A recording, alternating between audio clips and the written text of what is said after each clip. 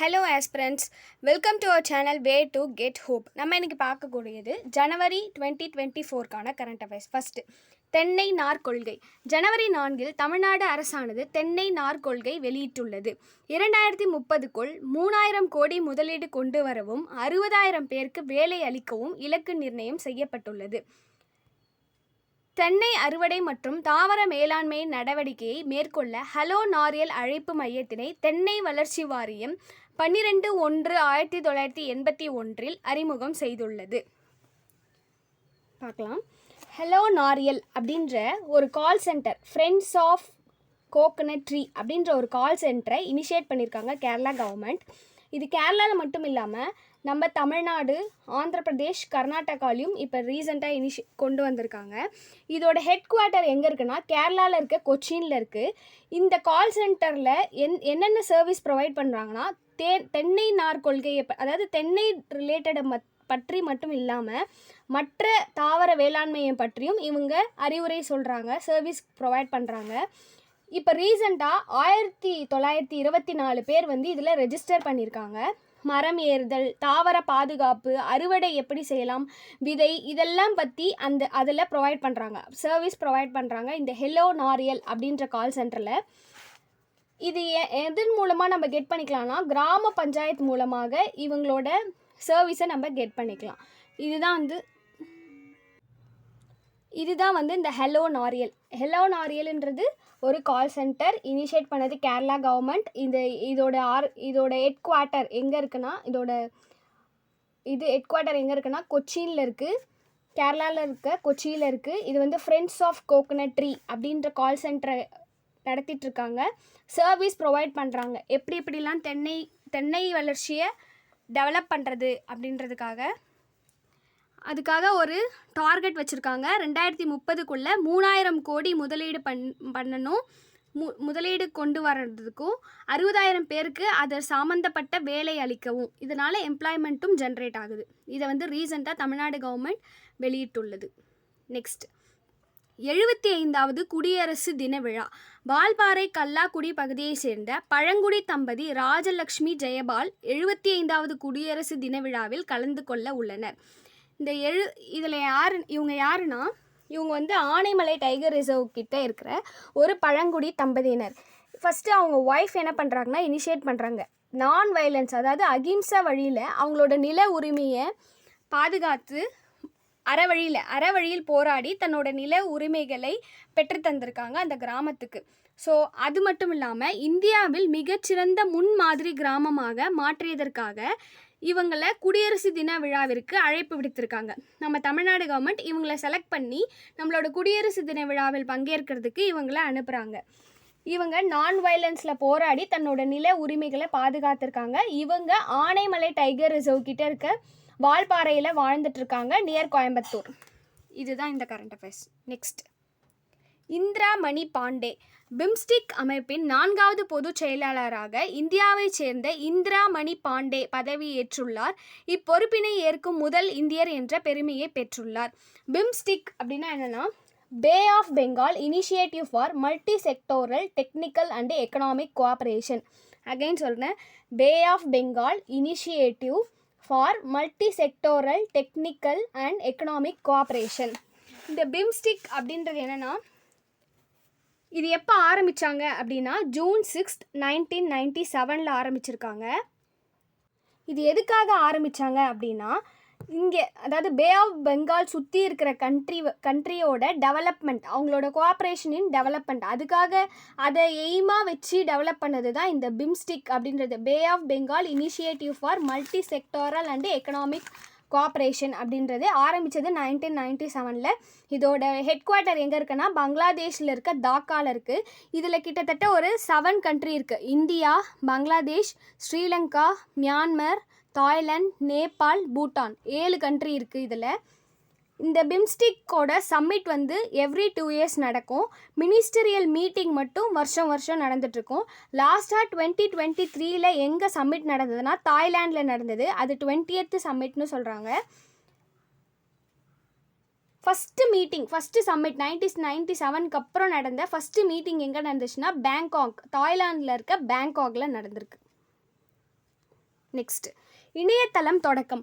துவரம்பருப்பு கொள்முதலுக்கான இணையதளத்தினை மத்திய கூட்டுறவுத்துறை அமைச்சர் அமித்ஷா தொடங்கி வைத்துள்ளார். 2027ஆம் ஆண்டுக்குள் துவரம்பருப்பில் தன்னிறைவு பெற இலக்கு நிர்ணயம் செய்யப்பட்டுள்ளது. இது ஒரு போர்ட்டல்.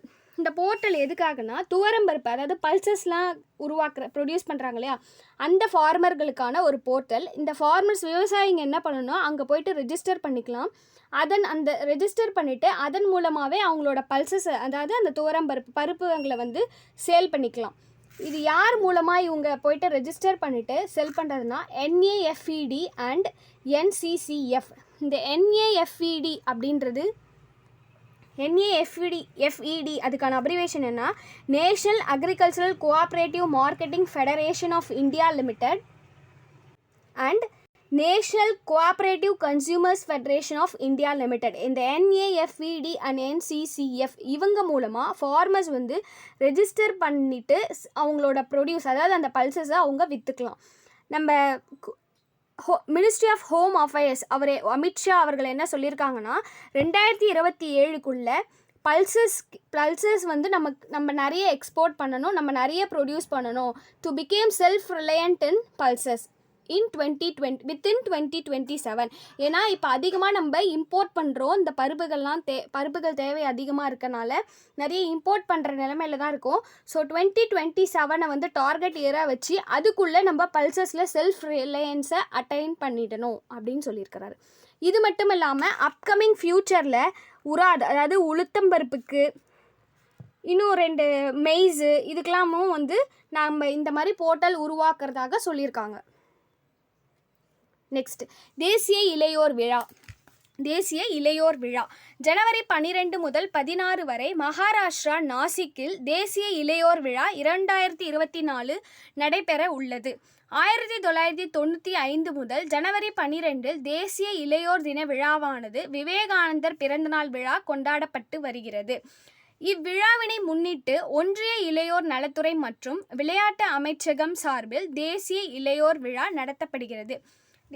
தேசிய இளையோர் விழா யாரோட பர்த்டேக்காக நம்ம இந்த ஜனவரி 12 செலிப்ரேட் பண்ணுறோன்னா, விவேகானந்தர் அவர்களின் பிறந்த நாளின் நினைவாக கொண்டாடுறது தான் இந்த தேசிய இளையோர் விழா, நேஷ்னல் யூத் டே நம்ம செலிப்ரேட் பண்ணுறோம்.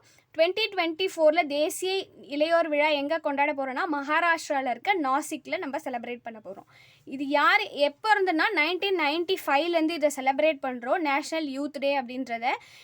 இவ்விழாவினை முன்னிட்டு ஒன்றிய இளையோர் நலத்துறை மற்றும் விளையாட்டு அமைச்சகம் சார்பில் இந்த தேசிய இளையோர் விழா நேஷ்னல் யூத் டே அப்படின்றது செலிப்ரேட் பண்ணுறதாக சொல்லியிருக்காங்க 2024. நெக்ஸ்ட் புரிந்துணர்வு ஒப்பந்தம். இந்திய நேபாள கூட்டு ஆணைய 7வது கூட்டத்தில் அடுத்த 10 ஆண்டுகளில் நேபாளத்திலிருந்து 10,000 மெகாவாட் மின்சாரத்தினை வாங்க இந்தியா ஒப்பந்தம் மேற்கொள்ளப்பட்டுள்ளது. இதில் என்ன சொல்கிறாங்கன்னா, இந்தியா நேபாள் இவங்க என்ன பண்ணியிருக்காங்க, நம்ம இந்தியா ஒரு அக்ரிமெண்ட் சைன் பண்ணியிருக்கோம். 10,000 மெகாவாட் மின்சாரத்தினை அடுத்த 10 ஆண்டுகளில் வாங்கிறதாக ஒரு ஒப்பந்தம் சைன் பண்ணியிருக்கோம். நெக்ஸ்ட் இதை யாருக்கு முன்னாடி இந்த ஒப்பந்தம் சைன் ஆச்சுன்னா, இந்திய வெளியுறவுத்துறை அமைச்சர் மற்றும் நேபாள எரிசக்தி நீர்வளம் பாசனத்துறை அமைச்சர் சக்தி பகதூர் பஸ்னேத் முன்னிலையில் இந்த ஒப்பந்தம் கையெழுத்தானது. Next GSAT-20. இஸ்ரோவின் GSAT-20 என்னும் தொலைத்தொடர்பு செயற்கைக்கோளானது ஸ்பேஸ் எக்ஸ் நிறுவனத்தின் ஃபால்கன் 9 ராக்கெட் மூலம் விண்ணில் ஏவப்பட உள்ளது. இந்த GSAT-20 அப்படின்றது GSAT-9 கூட சொல்லுவாங்க. இந்த GSAT-20ன்றது இது ஒரு கம்யூனிகேஷன் சேட்டலைட். இது நம்ம ஸ்பேஸில் போய்ட்டு லான்ச் பண்ணோடனே இது என்னென்ன இன்ஃபர்மேஷன்லாம் இதனால் என்னென்னா ஹை ஸ்பீட் இன்டர்நெட் நமக்கு கனெக்டிவிட்டி ப்ரொவைட் ஆகும். நிறைய நெட்வொர்க் இஷ்யூலாம் கம்மியாகும். நெக்ஸ்ட் நிலம் வாங்க தடை. உத்தரகாண்ட் மாநிலத்தில் வெளி மாநிலத்தவர் விவசாயம் நிலம் வாங்க தடை விதித்தது உத்தரகாண்ட் மாநில அரசு உத்தரவு பிறப்பித்துள்ளது. ரீசெண்டாக உத்தரகாண்ட் ஸ்டேட் என்ன பண்ணுறாங்கன்னா, மற்ற ஸ்டேட்டில் இருக்கவங்க அந்த ஸ்டேட்டில் இருக்கவங்க விவசாய நிலம் அக்ரிகல்ச்சரல் லேண்டு வாங்கிறதுக்கு ரெஸ்ட்ரிக்ட் பண்ணியிருக்காங்க. ரீசெண்டாக நிலம் வாங்க தடை விதித்துள்ள மாநிலம் எதுன்னு கேட்கலாம், உத்தரகாண்ட். நெக்ஸ்ட் புவிசார் குறியீடு. குறியீடு ஜிஐ டேக்னு சொல்லுவாங்க, ஜியாகிரபிக்கல் இண்டிகேஷன் டேக். ஒடிசாவின் 7 பொருட்களுக்கு புவிசார் குறியீடு வழங்கப்பட்டுள்ளது.